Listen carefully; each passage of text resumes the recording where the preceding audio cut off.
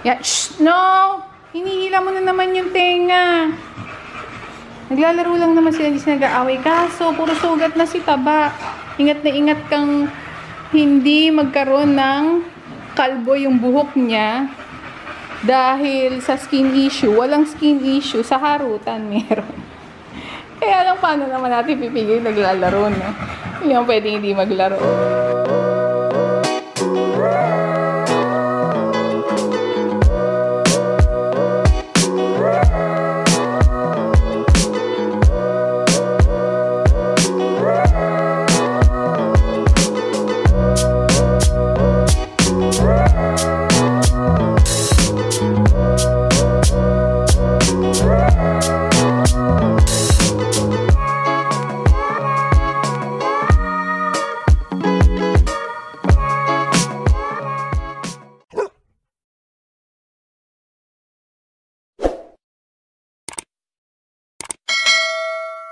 Hi guys! Welcome back to the vlog. Pakita namin sa inyo today yung tenga ni Katana. Wala ng tahi. Also, bigyan din namin kayo ng update sa mga puppies ni Bullet. 2 weeks old na sila. Kwento ko rin sa inyo yung tungkol kay Taba. Hindi ko na-share. I don't think na-share ko fully. Pero si Taba, nung pinagbuntis siya ni Siargao, si Siargao ay nagkapayometra nang hindi namin alam na buntis pala siya. And then, we're also sharing our puppies in the oven. Meron pa kaming isang dam na preggers ngayon. Pakita namin sa inyo yung ultrasound as a teaser. Ultrasound lang.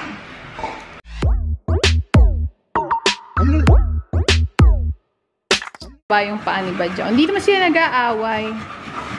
Laro lang talaga. Pero galos-galos sila. May sugat-sugat sila sa harot nila.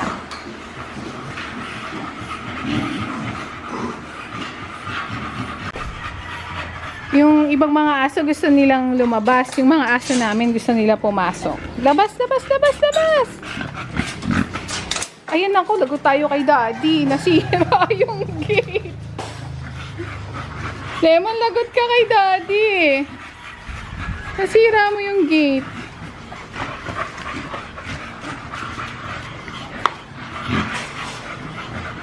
Guys, di ko alam kung magagawa. Magagawa ba to?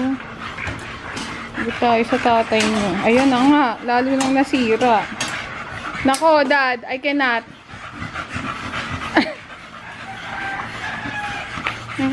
Come on. Outside, outside. Outside, Lemon. Lem.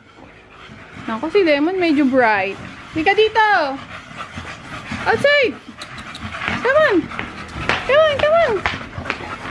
Taba, pagod ka na. Ayun si Taba, oh. Ganyan yan. Hindi mo na mapapalaro. Kanina dito sa labas. Ayaw na niya ngayon. Si Lemon din. Pumasok na.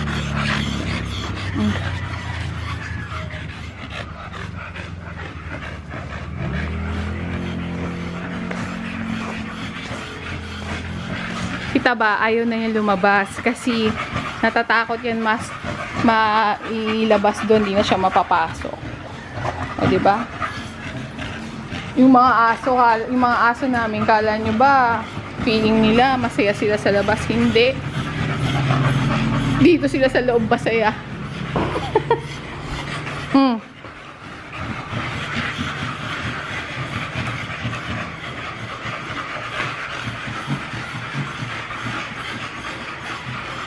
Lem, lagot ka kay Daddy. Sinira mo yung gate. Si Taba. May ano ka pa, sandalan.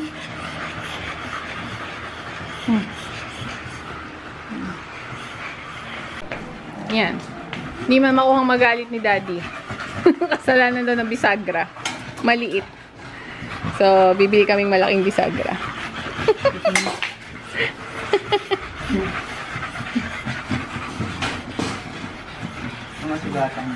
Baka isubo, Dad, yung mga laglag-laglag.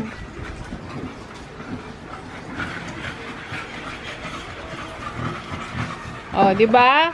Good job.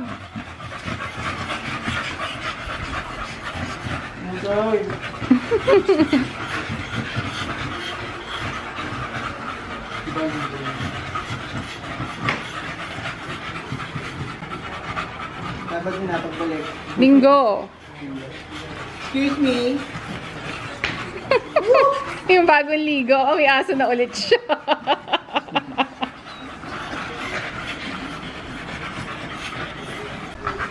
Katana!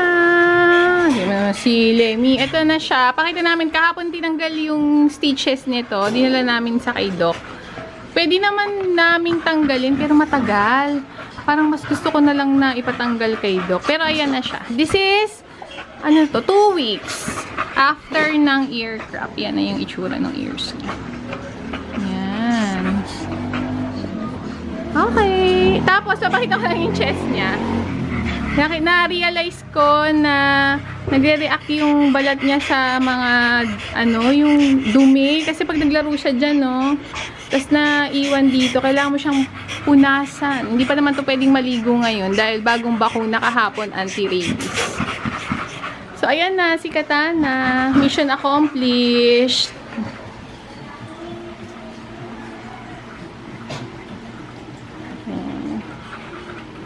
So, yun. Yun yung isa sa na-realize ko sa kanya. Hindi siya kamukha ni Badge o kaya ni Taba o kaya ni Lem. Kahit maglaro sila dito, may alikabok-alikabok, okay lang. Si Kat-Kat hindi. So, kailangan mo siyang punasan kung hindi man siya maliligo. So, next week pa ito maliligo dahil kakabakuna. Ang laging recommendation is no ligo after the vaccine. Give her 1 week. Give your puppy 1 week bago maligo. So, yan. Punas-punas muna si baby. Yan. And then, meron kaming isang dam. Nasa BBT Malolos siya. Yung pregnancy niya was finally confirmed last week. Ito yung kanyang ultrasound. So, sa ultrasound, it's showing may isang puppy. We can only confirm the actual number of puppies pag nagpa-x-ray na. But this ultrasound is just confirming the pregnancy. So, we'll continue to update you about that. We're hoping it's more than 1. Si Bullet kasi, nung in-ultrasound din siya, nung buti siya, syempre, isa lang din yung nakita. And then, nung nag-x-ray, 5. So, this one, we're still keeping our fingers crossed na sana it's more than 1. Ito naman, yung mga puppies ni Bullet, they are now 2 weeks old. Na-deworm na, first deworming nila. Bukas na yung mata, kung makikita nyo. They're also starting to walk. So, on time naman yung kanilang milestones. Sa 2 weeks, okay lang sila. They're growing up the way we expect them to grow. So, we're going to give you another update next time. Siguro pag mga 1 month naman na ulit sila. Para makita nyo. But, what we do here in BBT Pampanga, when we welp puppies, is the same thing as what BBT Malolos does. Very hands-on. Even the babies there are hands-on with the puppies. We've received messages inquiring about the puppies ni Bullet, if meron ba sa kanila na i-rehome namin. It's possible meron, but we usually wait it out na lumaki-laki yung mga puppies. Hindi kami masyadong nagmamadali na i-out yung mga puppies because we also want to see kung paano sila magto-turn out. Sometimes, even up until 3 months, 4 months, 6 months. So, sana, doon sa mga interested, please be patient because marami kayong makikita feature dun sa puppies na hinahanap nyo kung mas malaki na din sila.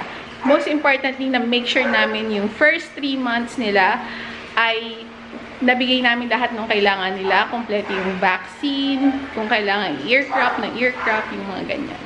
So, ask us again once they turn 3 months old. Ito naman si Taba. Papakita ko siya sa inyo. Sasama to sa amin bukas, luluwas kami. Para makita ng daughter ko si Taba. Namimiss niya na. Pero papakita ko sa inyo, di ba ang ganda ng coat niya? Pero pakita ko yung mga galos-galos ng batang to. Come here, baby girl. Come! Come on! Dito tayo. Halika na. Halika dito, babe. Come here. Ako, Diyos ko. Ay!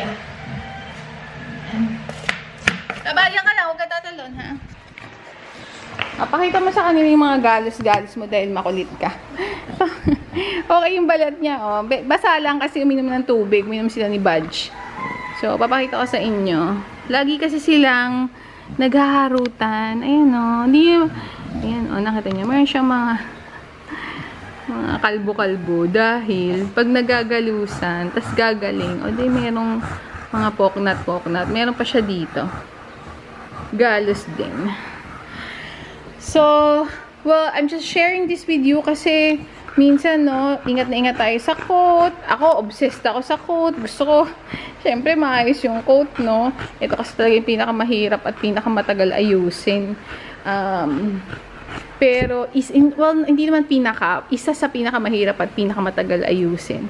So, kaya lang, syempre, may mga situations na ganito, hindi mo naman pwedeng pigilang maglaro, ganyan. So, maglalaro sila and then they get those things. But all in all, she's okay.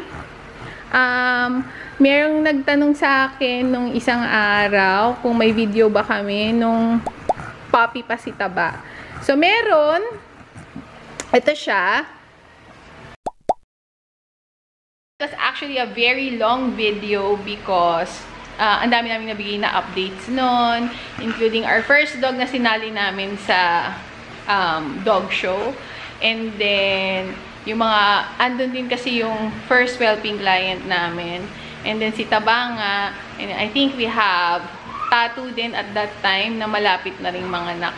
So, there were a lot of updates there. Kung ang gusto niyo lang makita is yung kay Taba, halfway through the vlog nyo na panuurin. So anyway, siguro I can also take this opportunity to share with you kung paano yung pregnancy ni Siargao nung pinagbubuntis niya si Taba.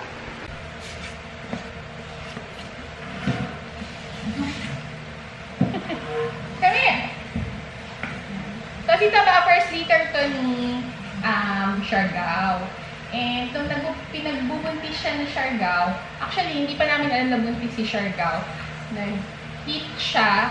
And at that time, si Siargao wasn't living with us kasi pinako-own ko siya. So, napastad na nung co-owner ko, si Siargao. Hindi parang mga 2 weeks, 3 weeks after that, nag-message sa akin kasi may discharge si Siargao, hindi maganda yung discharge. So, ako naman kasi, nung pinaka-own ko si Siargao, sinabi ko dun sa co-own ko na pag feeling mo hindi mo kayang alagaan or kung ano man, huwag ka mahiya basta ibalik mo sa akin. So, totoo naman sa akin yun na kung talagang, syempre, kung hindi pa ganun ka ready to take care of something na ganun situation, hindi pa fully equipped at kaya naman namin tumulong. De, syempre, open arms and after all, once a BBT dog, always a BBT dog. So, dinala namin sa vet namin si Siargao and ang findings was meron siyang pyometra. So, isabi sa akin ng vet ko, syempre, pyometra is deadly, pero kaya pang kuhanin ng gamot yung kay Siargao, hindi kailangang spay. Sabi niya, kung na-stud to at mag-antibiotic si Siargao, you have to be open to the idea na wala, nababaliwalain mo na yung puppies. Kung meron man, kung nabuntis man si Siargao. So, syempre, sinabi ko rin yun dun sa co-owner ni Siargao na that's what's gonna happen. We'll prioritize yung health ni Siargao and if meron mang puppies, then there's really a very big tendency na hindi na magtutuloy yung pregnancy na yun kasi nga mag-antibiotic si Siargao. Plus the fact na meron nga siyang pyometra, no? So, we also don't know how healthy that pregnancy is gonna be. So, we continued with because hindi naman namin na-confirm kung may pregnancy, alam lang namin na na-stud, binigyan namin ng antibiotics. Tapos, siguro mga 6 weeks pagka-stud, nun lang din namin halos na-confirm na buntis si Siargao. So, nagpa-x-ray, ganyan, nagpa-ultrasound, and then nasabi nga na may puppies. Masaya kami, and at the same time scared because we don't know what we'll be facing. Are the puppies gonna be healthy? Kasi nga, una-una nagka-pyometra, tapos nag-antibiotics. Fortunately, na-deliver naman ni Siargao yung mga puppies. 3, makita niyo yun sa vlog na sinabi ko kanina. And, isa nga doon si Taba. 2 males, 1 female. Nung pinanganak si Taba, doon sa 3 puppies na yun, club foot si Taba. Ibig sabihin fly away yung paa niyang ganun. So, makita niyo doon sa video, pinag-uusapan namin ni Vlad na i-fold yung paa para ma-correct. So, kasi that was the first time also for us to have a puppy na club foot. Although, inassure naman kami ng vet namin. Sabi niya, maaayos yan. Yun yung sinabi niya. So, true enough, naayos nga. But you also have to somehow, parang fix it din. Ayos yung paa, ganyan. Once in a while, i-fold mo siya sa tamang ayos niya. So, sa 3 puppies na yun, 2 yung nag-survive. Yung co-owner ko, binili sa kanya yung isang puppy. And then si Taba, ito yung share ko. And then, right now, sa akin nakatira si Siargao. So, okay naman. Ito, itsura ni Taba. Pero yun nga, alam namin na mahina yung rear niya. That's the reason why hindi namin siya masama-sama sa mahabang lakaran. Pupunta nga lang siya ng mall, naka-stroller pa siya. Because hindi talaga siya lalakad. Lumakad man siya sandali lang, tapos nakaupo na siya, ganyan, maglalaro. Dito sa bahay, she runs around with badyaw most of the time. Pero, after a while, matutulog yan, ganyan. Tapos, pag siguro na-regain na niya ulit yung strength niya, takbo-takbo ulit siya. And, this is a very familiar and comfortable space for her. So, kaya yung sinasabi ng daughter ko na, Mami, I'm not sure if it's good for Taba to stay with me in the condo because she has very limited space there and very limited interaction. Kasi nga kahit ilabas mo, hindi naman siya naglalakad. Bubuhatin mo lang siya. So, parang it kind of defeats the purpose of taking her outside kung hindi naman siya makakapag-socialize. So, tomorrow, dahil namimiss naman din talaga siya ng daughter ko, we're gonna bring her, visit namin yung daughter ko, we're gonna bring Taba to the condo. Pero uwi din namin siya. But that's just really for Taba to visit our daughter. Yun. So that's the story of Taba.